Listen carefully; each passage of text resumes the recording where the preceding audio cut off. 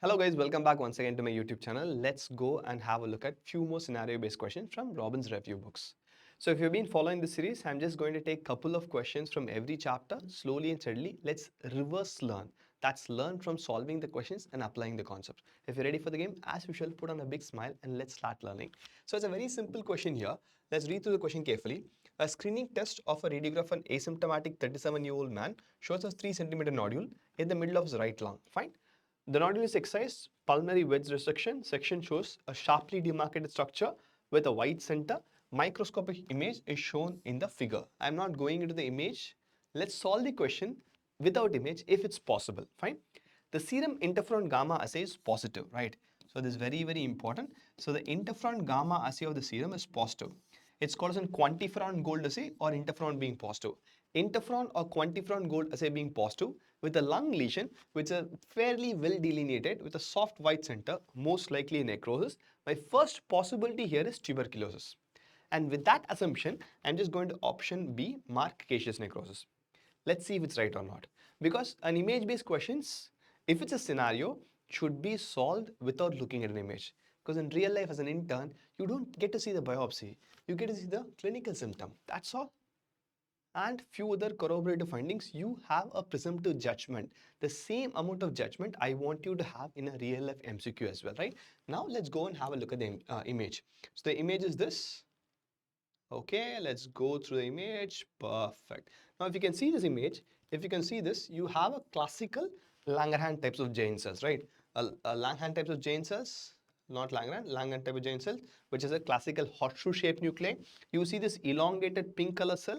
These are my epithelioid histiocytes. Epithelioid histiocytes or epithelioid macrophages is the principal cell of a granuloma, and this pink area, mostly in acellular area, is most likely a necrosis. I have classical necrosis, epithelioid macrophages, and a superb Langerhans type of chain cell, which all points to tuberculosis only, right? So this image-based question could have been solved even without looking at an image. Please be careful. It's not that you have to correlate everything and you should be an ace in identifying microscopic images. That is not required at all. You can easily do them without even venturing into it, right?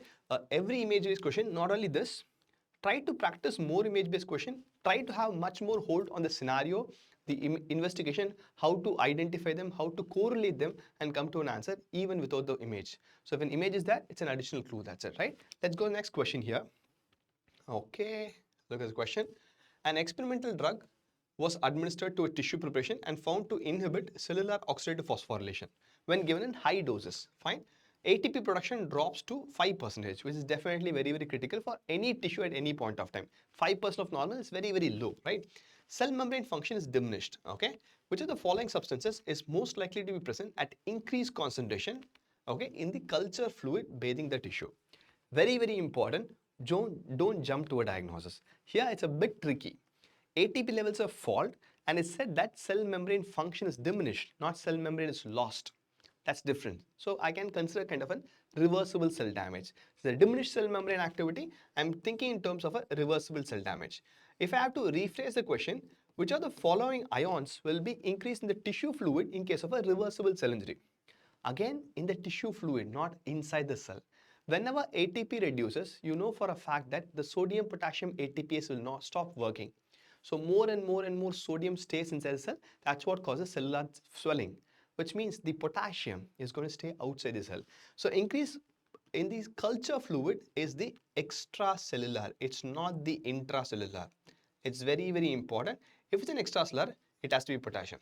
This is the same question asking which is the ion which will be increased inside the cell. My answer would have been sodium and reversible change, right? It's very important for us to carefully navigate through the question and see what the question is asking and to answer this. Answer to this question is potassium, not sodium. It's extracellular in a reversible cell injury because of because of the drug which is reducing the ATP function, right? Clear? If you have any doubt, put in the comment section. I'll definitely take care of them, right? Let's go to the next question. Okay, 47-year-old woman, a poorly controlled diabetes, develops coronary artery disease. She is now with a cardiac output and diminished pressure of everything, ejection fraction is reduced. An increase in which of the following substance is most indicative of reversible cell injury, right? Increase in which of the following substance is most indicative of reversible cell injury. Let's go look at the options here. Okay. Where is it? Okay. Perfect. The question is, I'm going to rephrase the question since we have half of the question here and the options here. I hope it's much clearly visible. I'll just zoom it if it's required for you guys. The question is simple. This patient is a coronary artery disease patient. There is reduced tissue perfusion by default because you know that the ejection fraction was 18. It's definitely low, right? I have reduced tissue perfusion. And the question is asking, due to this reduced tissue perfusion, what will be increased in case of an reversible cell injury? Okay, it's not an irreversible cell injury, in a reversible cell injury, right? I'll just rephrase the question. Carbon dioxide, really no. Creatinine, really no. See, it's a cell. It's not about this particular cell, right? No glucose, lactic acid probably. Troponin will be in an irreversible cell damage. Troponin will increase in concentration only when the cell membrane breaks or only when you have a necrosis of the cardiac tissue. Here the patient is having a coronary artery disease, peripheral circulation has been affected, right? Decreased systemic arterial pressure to multiple organs and tissues. So I cannot say organ specific here, right? If it's cardiac specific, troponin is yes, maybe a right answer, right? But multiple organs and tissues, there's a reduced perfusion, not an infarction and ischemia. In ischemia, in every organ, anaerobic glycolysis increases. That's what increases the lactic acid. This is due to increase in anaerobic glycolysis. Okay, that increases the lactic acid concentration. Fine. Lactic acid is the right answer. In case of reversible injury, lactic acid will definitely be more because of change from aerobic to anaerobic glycolysis. Right. Perfect. Let's go to the next question. Let's try to stop with this question. Let's see if we can get the right answer here. Fine. Okay. A tissue what happened? Yeah, got it. A tissue preparation is an experimental study subjected to a hypoxic environment. The cells in the tissue begin to swell. Chromatin begins to clump in the cell nuclei.